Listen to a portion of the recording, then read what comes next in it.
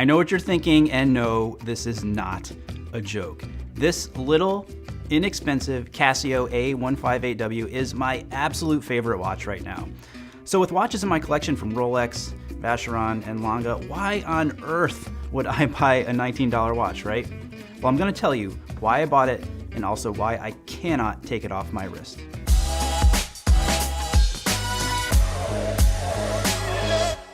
I'm Brian Sakawa, and you are watching He Spoke Style, where we give you the information and inspiration you need to dress well, have more confidence, and unlock your potential.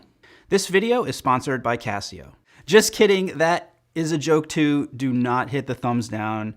This video is not a sponsored video. So yeah, the story. I'll get to the story and actually something a little bit deeper, but before we get to that, I do want to go over all the details of this watch and give you a closer look at it. So this is the Casio A158W.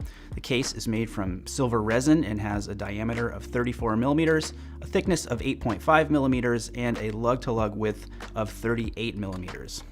Case back is stainless steel, where you can see the brand stamped and model number 593, which makes it very similar to the popular F91W. The linked bracelet is also stainless steel, and it has a quartz movement with a battery life of around 7 years. One of the cool things that I like between the case and the bracelet is that the case has a polished appearance while the bracelet has a more brushed appearance. Some people might not like that, but for me, it's a nice contrast that adds some subtle visual interest. On the dial here, we've got a crisp LCD screen which displays the time, hours, minutes, and running seconds, and you can easily toggle between 12-hour time and 24-hour time with the pusher on the right. Above the time, kind of between the hours and minutes, you have the day of the week, and then over to the right, above the seconds, is the date. The screen does have a backlight that you operate with the top pusher on the left side of the case, but honestly, it's very weak and only really provides any kind of value in near complete or complete darkness. Not very useful, but one of its charms. More on that later. With the bottom pusher on the left, you can cycle through the watch's various operations. First is the alarm function, then the stopwatch, which is very intuitive to use. Start, stop on the right, and reset on the top left. And then finally, you get to where you can set the date and time. On the wrist, this watch is just an absolute joy to wear. I mentioned the size, which makes it ideal for those of us with smaller wrists.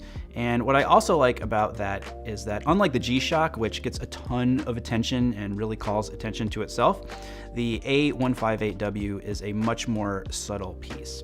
It's very light, so you basically don't even know you're wearing it.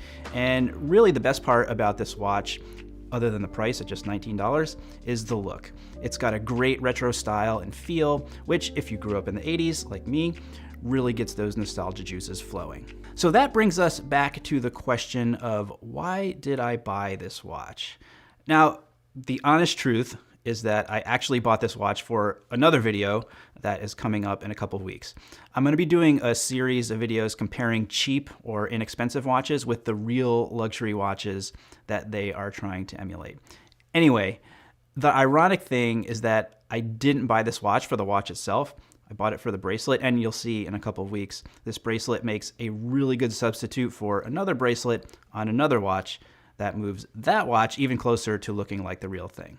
More to follow. But a funny thing happened when I got this Casio in the mail and opened it up. Now, mind you, the experience of opening up and unboxing a Casio A158W is very different than, your luxury watch unboxing experience.